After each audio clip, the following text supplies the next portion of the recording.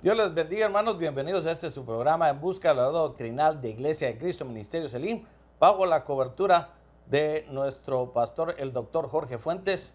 Es para mí un privilegio invitar a mi hermano Dani a este programa En Busca de la Verdad Doctrinal. Bienvenido a este programa, hermano Dani. Gracias, hermano Víctor. Dios los bendiga a cada uno de ustedes. Que sean bendecidos. Y bueno, como ustedes recordarán, en el segmento anterior estábamos hablando de lo que era la bibliomancia. Estábamos hablando de lo que era la hechicería y nos quedamos eh, la bibliomancia, que es algo que ocurre en muchas iglesias. Y estábamos hablando de que la bibliomancia proviene de Biblia, biblión y mantea, que es adivinación. Y vemos nosotros que dijimos que era un método que consiste en abrir un libro de la Biblia al azar y poder interpretar el contenido que ahí dice.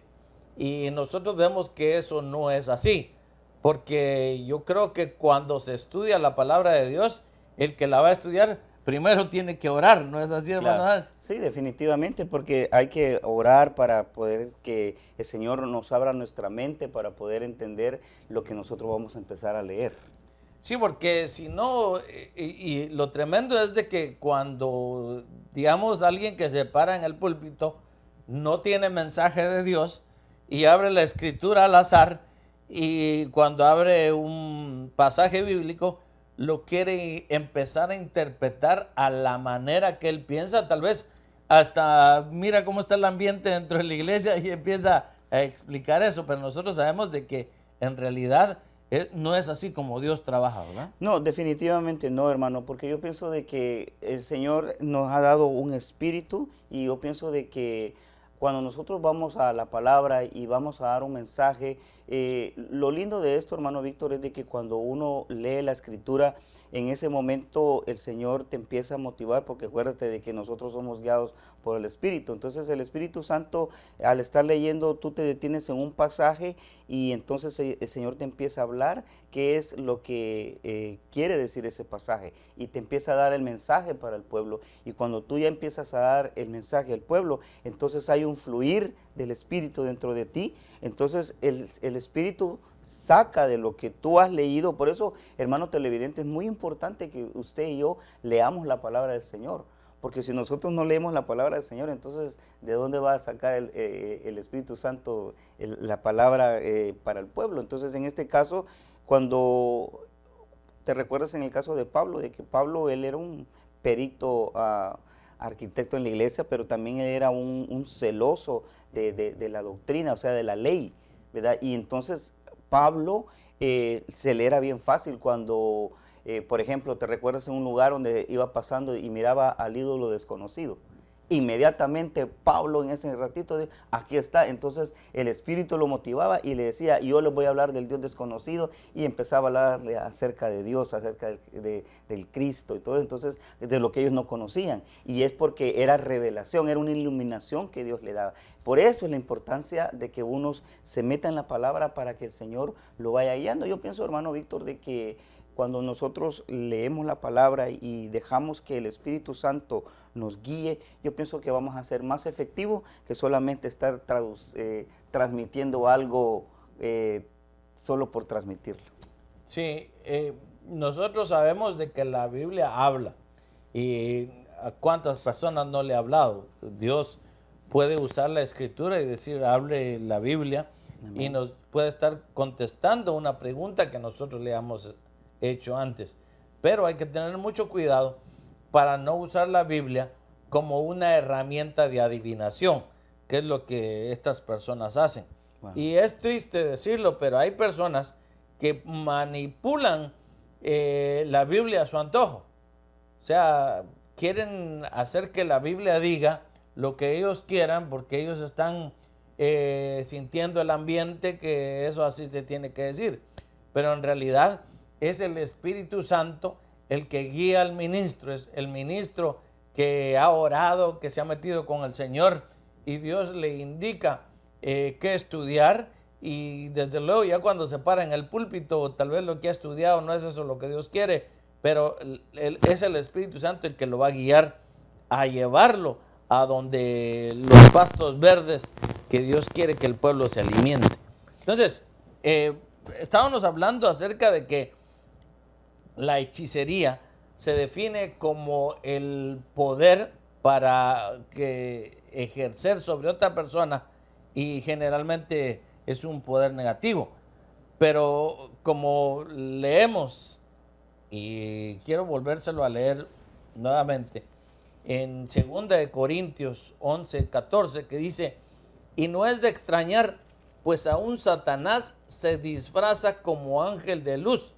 Y dice, y por tanto, no es de sorprender que sus servidores, ¿servidores de quién? Pues de Satanás, también se disfrazan como servidores de justicia, cuyo fin será conforme a sus obras. Entonces, podemos decir, y yo comentaba con el hermano Dani, de que uno ve en las calles rótulos que dicen consejeros espirituales. ¿Sí ves?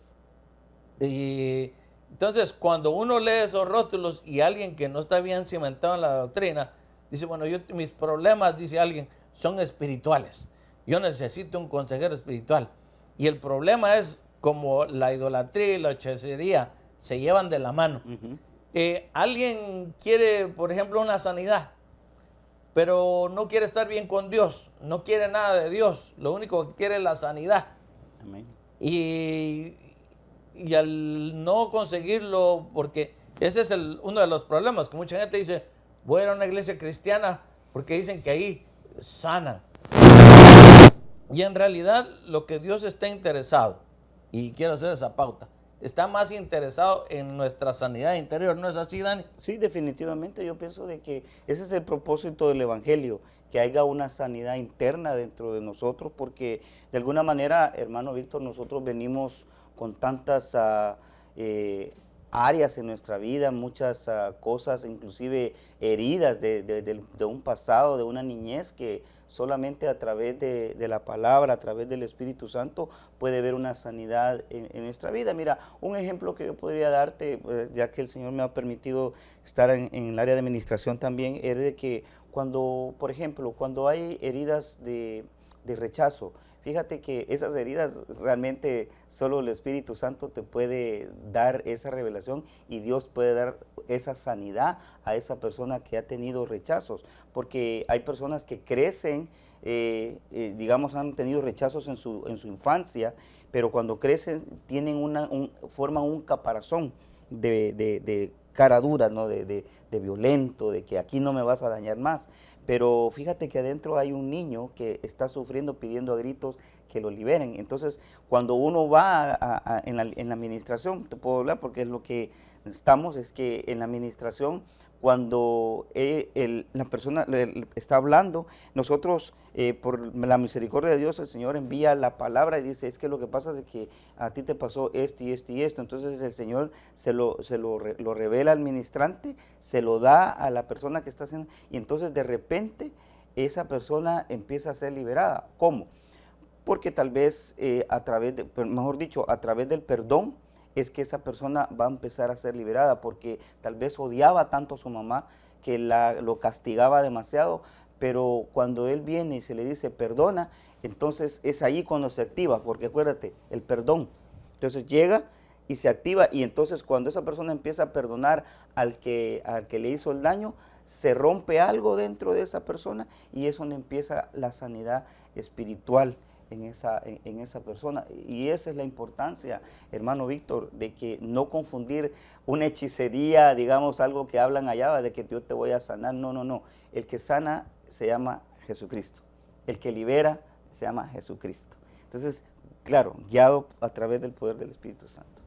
Amén. Y qué interesante cuando el apóstol Pablo le llama la atención a los de Galacia, porque les dice: Gálatas insensatos, ¿quién os hechizó? ¿Quién os fascinó? Exacto, claro, para claro. oír otra doctrina extraña a la que él les había enseñado? Y el problema es de que en la iglesia pueden surgir líderes con falsas doctrinas. Ese es el problema que existe hoy en día, que el mismo enemigo, porque lo leímos, mucha gente puede decir, hermano, ¿y usted por qué se atreve a decir eso? Bueno, ahí lo dice, 2 Corintios 11:15. Dice que no es de sorprender que los servidores de Satanás también se disfrazan como servidores de justicia. Veamos el ejemplo de los discípulos, los 12. Había un infiltrado, pero mi Señor Jesús ahí lo dejó. ¿Por qué? Porque estaba permitiendo que los discípulos se pudieran dar cuenta de que lo original, o sea, lo no original o lo falso, se parece tanto a lo original que aquella persona que no está bien definida en las cosas de Dios puede ser engañado de alguna otra forma. Y vemos de que Pablo le dice a Timoteo, le dice también a los de Galacia, cómo ellos pudieron ser engañados cuando se les lleva otra doctrina. Entonces, estas doctrinas pueden hechizar para seguir un evangelio diferente. Y eso es lo que vemos hoy, tantas sectas que se han proliferado, hermano Dani. Sí, fíjate que definitivamente hay sectas que manejan ciertas doctrinas que a la gente les hace creer lo que ellos quieren que crean. Mira, hoy en día lamentablemente hay sectas o hay congregaciones que, por ejemplo, ya no están enseñando la venida del Señor, ¿verdad? Porque dicen que no, que eso ya sucedió, que Cristo ya vino, ahorita estamos viviendo en el milenio y por eso de que todo eso que están hablando ciertos cristianos no es así. Entonces hay una cierta confusión doctrinal, pero porque esas sectas están dando una enseñanza, tú lo decías, porque se disfraza, esos ministros de parte del enemigo se disfrazan igual y hacen creerle a la gente de que ellos son de Dios, pero su doctrina es completamente contrario a las enseñanzas de Cristo. Y es por esa razón de que hay mucha gente que, y de hecho, esa ha sido la razón porque muchas sectas se forman, porque se aprovechan tal vez de la ignorancia o se aprovechan de como hablamos en el segmento anterior, de los niños espirituales, que no tienen una base sólida. Entonces de ahí se aprovechan, se levantan sectas y empiezan a enseñar cosas que realmente, como dijimos, no están amparadas con la palabra de Dios. Y sí, no cabe duda, y ahí es donde se levantan muchas sectas, digamos la secta de la supergracia, exacto, la doctrina de la prosperidad, que hoy en día se ven tan comunes. Sí, y si tú te fijas, hermano Víctor, por ejemplo, vamos a hablar de la supergracia. Ellos tienen un verso, dice, ¿quién me apartará del amor de Dios? Fuego, calamidades, hambre, licor. Ellos ya le agregan un licor, una cerveza. ¿Quién me apartará del amor de Dios? Fíjate cómo infiltran la palabra y lo hacen. Nada me va a apartar del amor. Entonces le están motivando, subliminalmente le están diciendo a la gente, tú te puedes tomar una cerveza, tú te puedes tomar un vinito, no te va a hacer daño. Eso no te va a apartar del amor de Dios. Claro que sí te va a apartar, porque eso te va a empezar a dañar y va a empezar a abrir más puertas. Por ejemplo, el licor te va a empezar a abrir más puertas de violencia, etcétera. Pero el punto es de que sí existen sectas, hermano Víctor, que están levantándose hoy en el último tiempo, porque en 2 Timoteo 4 dice que en los últimos tiempos vendrán, dice, engañadores, ¿verdad? Que harán comercio de ustedes y os enseñarán cosas que da con tal de fascinarlos, con tal de cautivarlos. Y ese es el problema del último tiempo, hermano Víctor. Hermano televidente, todo eso de que usted mire sectas y todo, estamos en el último tiempo y ya lo dice bien claro en 2 Timoteo 4. Entonces eso es lo que nosotros tenemos que ver. Lo que tú estás mencionando es exactamente lo que hoy en día estamos viviendo. Y a veces muchas de esas doctrinas parecen hasta ridículos. ¿Sí? Usted lo puede, bueno, no se lo aconsejo que lo vea, pero ahí están en los medios. La doctrina del zapatazo, la doctrina del manguerazo, la doctrina escobazo, del chiclazo. Hermano, que para el cristiano eso es cuestión de risa, pero hay mucha gente que está envuelta en esas cosas. Y eso era lo que el apóstol Pablo llegó al pueblo de Galacia, que era lo que estábamos diciendo, y lo vamos a leer para que miremos de que eso que estaba aconteciendo en ese entonces no ha pasado de moda. Es más, está ahora hasta con mayor auge en estos tiempos. Porque el apóstol Pablo les dice: oh Gálatas insensatos, ¿quién os fascinó a vosotros ante cuyos ojos Jesucristo fue presentado públicamente como crucificado? Esto es lo único que quiero averiguar de vosotros. ¿Recibiste el Espíritu Santo por las obras de la ley o por el oír con fe? Entonces, quiere decir, y ahí estamos hablando de que no se necesitaría de otros medios para recibir el favor de Dios, porque nosotros recibimos el Espíritu Santo por la gracia, por el oír con fe. Y es más, dice: tan insensatos sois, habiendo comenzado por el Espíritu, ¿vas a terminar ahora por la carne? Habéis padecido tantas cosas en vano, y en realidad fueron en vano. Entonces dice aquí que el apóstol Pablo, y es lo que hace énfasis, es de que él dice: ¿quién os fascinó? En otras versiones dice: ¿quién os hechizó? ¿Quién os embrujó? Y eso es lo que estamos hablando, de que estas doctrinas falsas pueden engañar, pueden hechizar, porque nosotros no sabemos el trasfondo que traen estas doctrinas falsas. Son espíritus inmundos y demonios. Veámoslo en el ejemplo de Moisés ante Faraón. Moisés y Aarón decían: este es el poder de Dios. Y claro, los magos y encantadores decían: no, este es el poder de Dios. Y confundían al pueblo, porque el pueblo decía: bueno, los dos están haciendo los milagros, entonces ¿a quién le creemos? Pero vemos nosotros en realidad que el poder de Dios fue el que sobresalió en ese entonces. Lo mismo ahora nosotros. Digamos, en estas sectas, hermano Dani, cuando que aún dicen la doctrina del salvo siempre es salvo. O sea, como quien dice, la persona puede hacer lo que le da la gana. De todas maneras, Dios de amor, Dios de misericordia, y lo va a salvar, no importa dónde esté. Sí, mira, tocante eso es bien interesante, porque yo pienso de que eso ya no es en sí algo espiritual. Yo pienso que ya son doctrinas ya demasiado carnales, porque realmente están incitando a la gente de que, o sea, y más que todo están poniendo en sí lo que es el sacrificio que Cristo hizo. O sea, Él murió en la cruz por todos nuestros pecados. Pero como ahora la doctrina esta dice: no, que pues tú puedes hacerlo, no hay ningún problema. O sea, eso no es así, porque realmente la palabra del Señor dice que porque nosotros estábamos muertos en nuestros delitos y pecados. Entonces ahora, pero si nosotros vamos a estar escuchando que todo bien, que ya creemos en Dios y que podemos hacer, eso no es así. El problema es como lo que yo quisiera leerte este verso, me llama la atención, en 1 Timoteo 4 dice que el Espíritu claramente dice que en los posteros tiempos, dice, algunos apostatarán de la fe, escuchando a espíritus engañadores, dice, y a doctrina de demonios, por la hipocresía de mentirosos que, teniendo cauterizada la conciencia, prohíben casarse, mandan a tener alimento, etcétera. Y dice: porque todo lo que Dios creó es bueno y nada es desechado si se toma en acción de gracias. Ahora bien, si tú te fijas, hermano Víctor, dice de que el Espíritu habla claramente: en los postreros tiempos van a venir esa clase va a haber apostasía. Y eso es lo que estamos viendo hoy.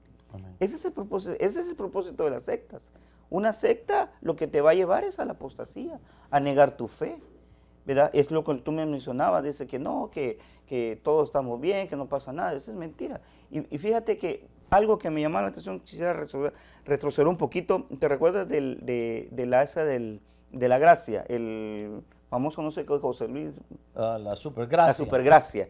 Imagínate que ese hombre cómo comenzó, diciendo él, comenzó bien, como tú dices, comenzó hablando del Señor, pero luego dice: no, pues yo soy Cristo. Y le dice: ahora yo soy el Mesías. No, después decía: ya, yo no soy, ahora yo soy el anticristo, y empezaba. Pero mira cómo, ahí se mira bien claramente cómo esa secta fue cambiando su doctrina, y llegó al punto de que hasta hacía que sus feligreses se marcaran el 666, y al final se murió el Cristo que él decía que era.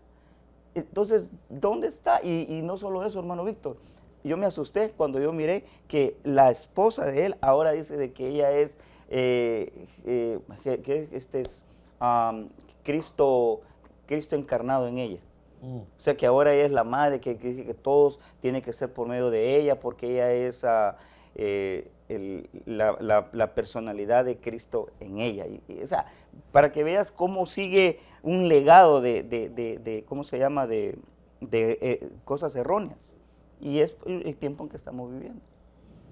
Entonces, para que nosotros seamos, por decirlo así, prevenidos de todas esas influencias diabólicas, porque sabemos que son influencias diabólicas, y para no dejarnos seducir por estas influencias, tenemos que ser llenos del Espíritu Santo. Amén. La palabra de Dios dice que el Espíritu Santo es el que nos va a llevar a toda la verdad. O sea, podemos definir algo. La Biblia es la palabra de Dios, es la verdad. Amén. Pero es el Espíritu Santo el que nos va a guiar correctamente a través de esa palabra. ¿Por qué? Porque el verdadero Hijo de Dios no necesita de prácticas externas, de hechicería ni de brujería, ya que el Espíritu Santo que mora dentro de nosotros va a escudriñar lo profundo de Dios y nos lo va a revelar. Mucha gente que siempre dice, bueno, yo quiero saber mi porvenir. Toda persona está curiosa de saber cuál es su futuro, cuál es su porvenir. Pero si nosotros tenemos el Espíritu Santo dentro de nosotros, que escudriña aún hasta lo profundo de Dios, entonces Él es el que nos va a revelar poco a poco lo que nosotros hemos de ser para Dios. Entonces, los hijos de Dios, los nacidos de nuevo, no pueden practicar el pecado. Eso es lo que dice 1 Juan 3:8. Entonces, el Hijo de Dios que está viviendo en comunión con Dios no necesita de esas experiencias externas, porque la mayoría de experiencias que el Hijo de Dios va a tener son experiencias internas.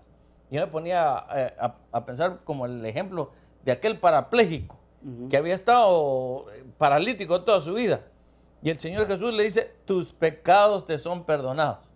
Y los que estaban alrededor se preguntaban, no, pues si eso es fácil decirlo. Entonces, hermano Dani, ¿qué es más fácil? ¿Sanar un cuerpo o sanar un alma? Pues en este caso sería sanar un cuerpo. Ajá. Porque realmente pues el perdón de pecados solo Él lo puede hacer. Exacto, pero ¿cómo lo miraba la gente? Pues lo miraba prácticamente como que decía, bueno, esto, ¿cómo que perdonar pecados? Si solo el que perdona es Dios, ¿verdad? Y entonces, pero ellos, inclusive, mira, en esa parte decía, ustedes, porque él discernió el pensamiento de ellos, le dice, ustedes piensan que no tengo poder, le digo, bueno, yo te perdono tus pecados, levántate y anda. Entonces le mostró el poder, o sea, le confirmó que lo que él le estaba dando, el perdón de pecados, o sea, lo perdonó, pero a la vez lo levantó. Entonces fue cuando ellos se dieron cuenta de que realmente nadie hace las cosas, ¿verdad?, si no viene de Dios. Entonces ellos le reconocieron de que él sí tenía hasta cierto punto, no hasta cierto punto, tenía la autoridad de perdonar pecados, porque ellos no lo miraban de esa manera. Amén. Y eso es lo que vemos en la hechicería, en la brujería. Están más preocupados en lo externo que en lo interno, porque saben que en lo interno solo Dios lo puede trabajar. Exacto. Nadie más. En ese caso del parapléjico, todos decían, no, eso es fácil. No, eso era lo más difícil que se podía hacer, porque solo Dios perdona pecados, nadie más. Entonces, y los que estaban alrededor sabían eso, que dicen, no, no solo Dios puede perdonar pecados. Decir, te perdono tus pecados es fácil, pero en realidad eso es lo más glorioso, lo más maravilloso. Amén. Que nuestros pecados han sido perdonados. Entonces, para concluir, tenemos que renunciar a todo ancestro de hechicería, aun cuando nosotros no lo hayamos practicado, porque nosotros no sabemos si nuestros padres pudieron haber tenido esas prácticas y nosotros, pues inconscientemente, fuimos heredados de esas prácticas y posiblemente hasta las participemos de ellas. Por ejemplo, nosotros, sin saberlo, pudimos haber estado atados a una maldición, hermano Dani.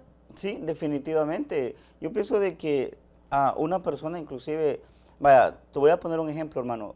Hay personas que no pasan de no pueden prosperar económicamente. Están siempre que ganan y el dinero se les va y se les va y ellos no lo malgastan, pero el dinero se les va. Entonces, cuando ellos empiezan a ver, ¿no será que realmente tal vez el abuelo, el bisabuelo hizo un pacto de pobreza y le recayó a sus generaciones? Porque mira, yo conocí un caso de un hermano de que él, no, él tenía un buen trabajo, pero nunca tenía esto. Entonces, averiguando, nos dimos cuenta de que el bisabuelo de él había hecho un pacto porque él era pobre, o sea, era una familia pobre, pero ellos querían, él quería tener dinero. Entonces, cuando hizo ese pacto, dijo, no, ¿qué me vas a dar a cambio? No, pues todo a mi generación. Yo lo que quiero es tener dinero. Entonces, ¿cuál es? Que hubo un pacto de pobreza. Entonces, toda esa pobreza se pasó a sus generaciones, por eso que la gente, o sea, la generación de esa persona no levantaba cabeza, por más que trabajaba. Entonces, oramos en el nombre de Jesús, rompimos todo pacto en el nombre de Cristo, y ese hombre fue liberado de ese pacto, y ahora un hombre próspero. O sea, sí hay esos ancestros de pobreza que se dan, y esos ancestros, cualquiera que sea el ancestro que te esté estorbando, hermano, en el nombre de Jesús es roto. Amén. Y yo creo que sería una muy buena ocasión ¿por qué no nos diriges una oración, hermano Dani? Porque yo sé que más de alguna persona se ha sentido a veces influenciado dirá, bueno, ¿no será que a mí me han hecho un conjuro? ¿No será que me hicieron un maleficio o qué sé yo? Pero nosotros sabemos que la sangre de Cristo es poderosa para romper todo eso. Amén. Amén. Vamos a orar, Padre, en el nombre de Jesús. Ahí donde tú Señor, estás, levanta tu mano. Padre, en el nombre de Jesús, en esta hora, Señor, yo te vengo pidiendo, Señor, por aquellas personas que están pasando, Señor, una situación difícil en su vida. Aquellos, Señor, que por alguna manera están atados, ha habido una maldición sobre sus vidas. Rompemos esa maldición en el nombre poderoso de Jesús. Toda hechicería, Señor, toda pacto de pobreza, toda maldición que haya caído sobre tu casa, en el nombre de Jesús, ahora es desarraigada, rota desde la raíz. Rociamos la sangre de Cristo en el nombre poderoso de Jesús. Amén y amén. Amén.